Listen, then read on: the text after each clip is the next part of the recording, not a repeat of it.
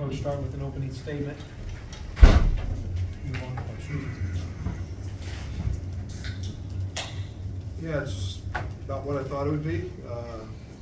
Game 20 of the Gauntlet. Really proud of our guys.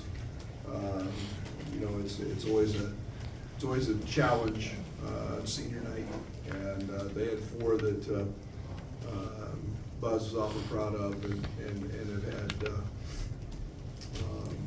you know, maybe not quite the year that they wanted, but you know, they're fighting like crazy, and I expected nothing but, and you know, I thought that we started slow in terms of just kind of the enthusiasm. I wasn't very happy when we let Mills have a walk-in 3 right real early in the game to kind of ignite a player like that. You know, he's been a huge difference since our first game in their abilities offensively, in my opinion.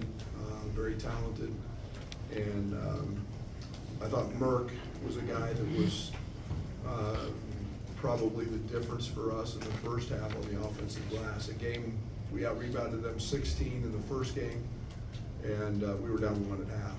And it'll show our energy level, and wasn't quite what it needed to be, but I think we just kind of hung in there, kept delivering body blows. A night that Keaton wasn't great, give them a lot of credit, but I thought Merck was terrific. Jake Davis was fantastic in the first half with his cutting and his ability to make some passes, and you know, then it was just all about the mismatch. They 5-way switched, you know, we won the battle in the paint 42-20, and you know, that's we figured that coming in. That was the game plan, and we got good looks. There's not one of those that I wouldn't want Ben to shoot over, or Keaton, or Andre, and I thought that it was a night that we prepare for in our program, a night when the ball doesn't go in, how do you win, and we found a way tonight. Go ahead, Tom. You mentioned the sluggish start. Now that the season shifts to kind of a one and done mode, how do you kind of get that message across that that's... Yeah, we've been talking about that all year. I'm very conscientious in making sure that our players understand what the end can look like, and so we do talk about it. But you know, there's no doubt you got a 20 game gauntlet in this league. So you know, it's I'm proud of this group. We had some tough losses, but we're 15-5, and we'll see where that puts us. But you know, did a lot of good things, won a lot of big games. Jeremy and Scott. Brett, is there anything teams are doing with Keaton? I mean, he's taken a beating this year, and he seems to make good decisions, but his efficiency is down just. No, I don't think it had much to do with them as he got a little stiffness in his back, and he said it was tight, and you know, I don't know if that was the bed he slept in, or he's dealt with that a couple times this year, but I don't think it was too much. You know, he's seen big guys guard him. I think he drew 9 fouls. You know, I still think there's 4 or 5 more out there that aren't getting called, but no. And then he got good shots. He got shots that he normally makes, so he didn't today. Scott and Brad. Yes.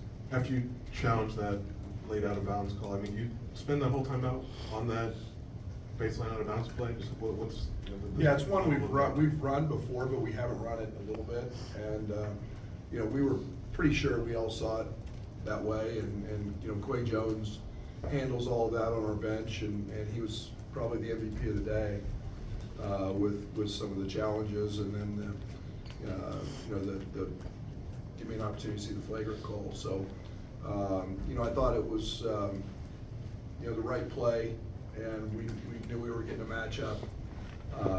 They would have put a big on Merck, and then we'd get a matchup with a smaller on him right at the rim at 10, 12 feet with a little shorter clock. So play we run a lot, was good. Brad, you've struggled a little bit in some close games of late. Does this give you guys confidence? Because you know you're going to have close ones coming up. Well, I think that's a bunch of crap. You can think what you want to think. We pulled away in a lot of those too. So yeah, next question. Didn't like that one very much. Hey Coach, Andre Mills just in here talking about, you know, the team is just big and strong. How did you guys see that physicality manifest in this this specific matchup? Yeah, it's body blows, and I didn't think we were very physical tonight. I thought we were pretty soft compared to what we were in our last game, you know, the Mills kid was terrific. We kind of let him have his way on the ball. I didn't think we were very physical at the point of attack, and we're going to see that as we move forward. And we better be better than we were tonight because he was fantastic. He was the player of the game. Go, Jeremy. And then, Brandon, Kyle had foul trouble. Z was going in that first half. But what do you need from Kyle and Tommy? Two guys who have been there in the tournament moving forward. Yeah, it's the beauty of our team. Last year, we couldn't win those games without those guys. And tonight, you know, Kylan's fighting foul trouble, and you know, Z got in just a good groove. And it wasn't anything to do with Tommy, because Tommy played really well and missed a shot that he was kind of falling back on.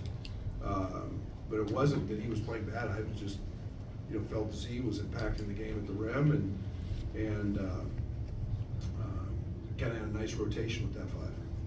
Brad, to kind of follow up on the three successful challenges, from the strategy standpoint, do you, as a staff, want to save some timeouts late, or does that not factor into your Oh, decision? no, it's a huge part of it. You know, you know, you guys have known me, I don't call a lot of timeouts early anyway, unless I need to get a point across or change some momentum or stop some momentum. But for that very reason, you know, I want at least one or two as late as I can for a challenge, and then to help save your team or coach your team. And you know, it was a situation that happened tonight.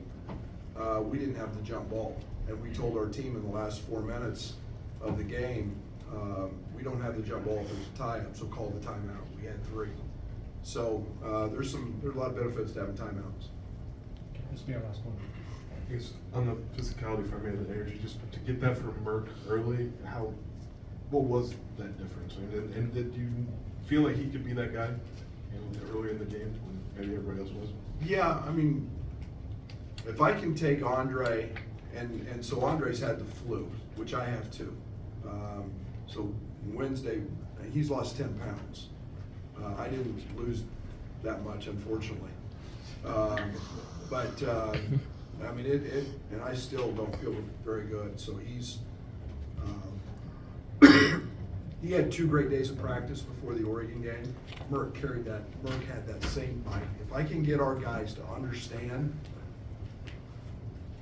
the practice piece to this, and it carries over, because Merck was terrific in practice the last couple of days, and that's what we've got to get guys to buy into.